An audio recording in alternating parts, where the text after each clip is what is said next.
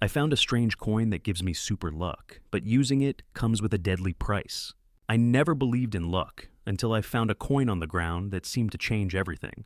It wasn't anything special, just a worn out coin, but when I pocketed it, strange things started happening. It was like I couldn't lose anymore. I won every bet, found money on the street, even got unexpected bonuses at work. It was pure, unexplainable luck. But as my fortune grew, so did the price. Every lucky break I got seemed to cost someone else. My luck wasn't free, and soon I realized the cost was something I couldn't ignore. I found the coin on a Thursday afternoon. I was walking home from the grocery store, carrying a couple of bags of food, when something shiny caught my eye on the sidewalk. I almost didn't stop to pick it up, thinking it was just another piece of trash. But for some reason, I bent down and grabbed it. It was just a regular coin, about the size of a quarter, but it didn't look like anything I had ever seen before. The metal was dark, almost black, and there was a strange engraving on one side, though it was hard to make out. It didn't look like any currency I recognized. I didn't think much of it. I stuck the coin in my pocket, finished my walk home, and went about my day. But that night, something weird happened. I was at home, about to watch a game of poker online with some friends. On a whim, I decided to place a small bet, just for fun. I didn't expect to win, but then I did. I kept winning hand after hand, not just in poker, but in every little bet I made. Tiny things like guessing the outcome of a coin flip, or winning at scratch-off lottery tickets. It was as if my luck had completely changed overnight. I didn't think much of it at first, but the more I played, the more I realized this wasn't normal. At first, I chalked it up to coincidence. Maybe I was just having a really lucky day. But the next morning, something even stranger happened. I was on my way to work, and I decided to grab a coffee at the corner shop. The line was long, and I almost didn't make it on time. As I was standing there, I noticed an open parking spot right near the entrance, one that I had missed just moments before. Without thinking, I walked over to the spot, and as I was about to pull into it, a car pulled out, almost as if it were waiting for me. I smiled, thinking, this is too good to be true. But it wasn't a one-time thing. I kept getting lucky, whether it was at work, with friends, or just little things in my daily life. I won every bet I made, I found money on the street, and I even had some good things happen at work that I couldn't explain. One day, I was passed over for a promotion, but then I found out that the person who did get it had been reassigned to another department just weeks later. Suddenly, the promotion I'd been hoping for came to me out of nowhere. Everything was coming up me, but there was a nagging thought in the back of my mind. How is this happening? As the days passed, the wins kept piling up. It wasn't just minor luck anymore, it was consistent. At work, I got a huge bonus, even though I hadn't done anything extraordinary to deserve it. I won a contest at a local bar without even trying. I walked past a vendor one day and noticed they were selling lottery tickets. I bought one on a whim and won $500. It was becoming surreal. I hadn't ever been particularly lucky before. In fact, I had always been more of a pessimist, believing that luck had nothing to do with success. But now, it seemed like everything I touched was turning to gold. The strangest part? It wasn't just me. It was affecting the world around me too. One day, I was walking down the street, and I noticed an older man drop a bill, a $50 note. He didn't realize it, so I picked it up and handed it to him. As soon as I did, I felt a jolt of energy, like something surged through me. But that wasn't the strange part. What was odd was that he looked at me and smiled, as if he knew something I didn't. He said, "You'll get back more than you bargained for, son." I smiled, thinking he was just an old man being kind. But as the day wore on, I couldn't shake the feeling that there was something unnatural about all of this. The lucky streak continued, but the wins weren't just financial anymore. I found myself in situations where everything seemed to align perfectly. My personal life had always been a bit of a mess, but now I was meeting people who perfectly matched what I needed at the time. I was getting offers for freelance gigs, meeting potential partners who were just the right fit, and everything was effortlessly falling into place. But even as things were going well, I began to notice something unsettling. The more I used the coin, the more my sense of control over my life seemed to fade. I wasn't doing the things that I had earned or worked for. I was just sitting back and letting my luck dictate everything. It didn't take long for the consequences to reveal themselves. The first sign came when I decided to use the coin again. I was at a local casino with a few friends, and they were all placing bets. I hadn't gambled much before, but the thought of winning more money was tempting. So I slipped the coin into my pocket and walked up to the roulette table. I watched the ball spin, my heart racing with excitement. I hadn't planned to place a bet, but something told me I should. As if the coin was guiding me, I placed a few chips on black. The dealer spun the wheel, and I watched as the ball bounced and clattered around before landing. On black. My first thought was, this is it. I've cracked it. I can't lose. I kept betting, my confidence growing with every win. Eventually, I hit a streak, winning every single time, raking in hundreds of dollars. It was as if the universe had aligned just for me. But the more I won, the more I started to notice something strange. Every time I won, I felt this discomfort, a growing tension in my chest, like I was being pulled in two directions. At one point, after a particularly large win, I saw a woman at the bar crying, visibly upset. I felt a surge of guilt wash over me, but I ignored it. It wasn't my problem. I was too busy celebrating my success. But something about her stuck with me. Was I really being lucky? Or was I taking something from the universe that I didn't deserve? I ignored the feeling. I kept playing, winning, accumulating wealth, but in the back of my mind, I couldn't shake the guilt. That's when things started getting weird. The very next morning, I was walking down the street when I saw the woman again. She was holding a sign, begging for money. It was like I had seen her just moments before, but this time, she was different. She looked older, haggard, as though she had aged overnight. The moment our eyes met, I felt that same tug of guilt I had felt before. But before I could do anything, she turned away and disappeared into the crowd. It was then that I realized, every time I won, someone else lost. The realization hit me like a ton of bricks. Every time I gained something, whether it was money, success, or luck, there was someone else paying the price. I didn't know how I knew this, but the connection started to make sense. The more I looked around, the more I saw people around me who seemed to be struggling or facing setbacks. It wasn't just the woman with the sign, it was small things at first, like my friend Tom, who had been struggling with his startup.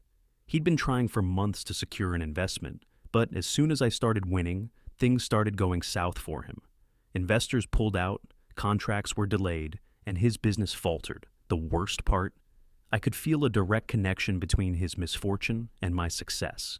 It was as if the universe was balancing the scales, giving me something at the expense of someone else's happiness. I started to feel guilty for the first time in my life. I wasn't just getting lucky, I was taking away from others. The guilt kept gnawing at me, but I didn't know how to stop. Every time I tried to take a step back, something in me urged me to keep going.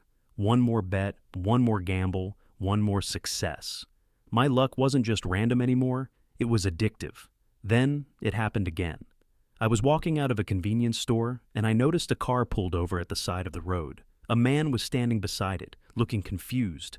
I walked over, trying to offer help, but as soon as I stepped closer, something strange happened. I felt this wave of energy, almost like a zap, and in an instant, the man's car started up again, as if it was fine. But he didn't thank me. Instead, he looked at me with a confused, almost scared look. It was as if he had seen something in me that I couldn't understand. The way he looked at me, like he knew the price of my luck. I brushed it off, of course, but deep down, I felt something was wrong. I started seeing it more and more. People around me were becoming visibly upset, dealing with inexplicable losses or frustrations. I had been lucky for weeks, but with every moment of good fortune, more and more people seemed to face hardships. I couldn't deny it anymore. There was something unnatural happening, and I was at the center of it. It wasn't just about the small things anymore, the minor inconveniences people were facing. The luck, or curse, that seemed to follow me had grown. I won every bet, got unexpected job offers, and had doors open left and right. But at the same time, the world around me seemed to be closing in. I started to realize the extent of what was happening. I started paying more attention to the people I was close to. My best friend Emma had been trying to get into a prestigious art school for years. I had been rooting for her, but when I found out she had been rejected, something strange happened. I had just gotten an email about a small freelance job I'd applied for, and suddenly, it felt wrong. I hadn't even been expecting it, and there I was, getting another opportunity while Emma's dreams had been dashed. The guilt was unbearable. Was I the reason she hadn't gotten into the school? Was my luck the cost of her failure? The thought kept haunting me, but the more I tried to pull back, the more I realized I couldn't stop. Every time I told myself to quit, something inside me urged me to keep going, to accept the good fortune because it felt like I had no other choice. The final straw came one evening when I was out with friends at a bar. We were just having fun, enjoying drinks, when I noticed a guy sitting at the bar staring at me. At first, I thought it was nothing, but as I glanced back, he didn't look away. Instead, he slowly stood up and walked over to me. He was older than me, well-dressed, and had an air about him that suggested he was more than just another stranger. "You don't know me," he said, his voice calm but commanding. "But I know you. I know what you've been doing with the coin." My heart raced. "What are you talking about?" He leaned in, his eyes piercing through me. "You've been getting lucky, haven't you? Every bet, every win. But you're not the only one affected by this. There's a balance, you see. For every good thing that happens to you, someone else pays the price." I froze. This man knew. He knew about the coin, and somehow he knew what I was doing. The coin has a price, and you're not the first person to use it, but no one gets away without consequences. People will start noticing what you're doing. People are already suffering because of you. The universe is starting to catch up. He left just as suddenly as he had arrived, and I was left in shock. What was he talking about? How did he know? That night, I couldn't sleep. I tossed and turned, replaying the conversation over and over in my mind. The more I thought about it, the more I realized that this wasn't just some coincidence. It was karma, the balance that was tipping because of my reckless use of the coin. The next few days were a blur. The guilt I had been feeling was now unbearable. I couldn't ignore the consequences anymore. The more I tried to deny it, the more obvious it became. My luck had come at the expense of other people's misfortune. And it wasn't just strangers anymore. It was people I cared about. I watched as Emma's art career seemed to collapse before my eyes. I hadn't realized it at the time, but I could see now that my good fortune was directly tied to her setbacks. Her rejection from the art school, the struggle to sell her pieces, and the failed gallery show, it all lined up too perfectly with my own successes.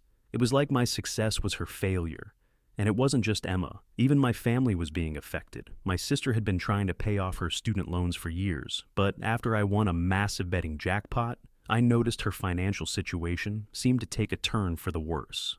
Her credit card bills increased, her loans became more overwhelming, and she didn't even know where it was all coming from. The more I thought about it, the more it made sense.